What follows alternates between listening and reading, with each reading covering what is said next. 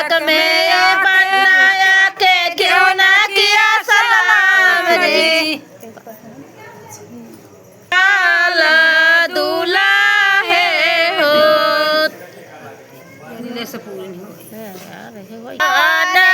रामा लोड़ावा से पूरा न होय।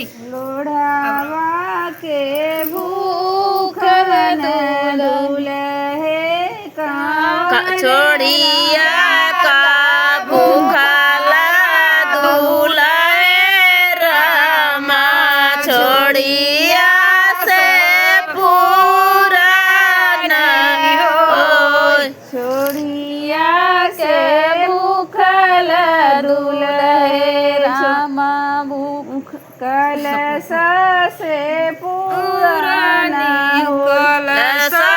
का भूखला दूल्हा रामा कलश से पूरा न होय।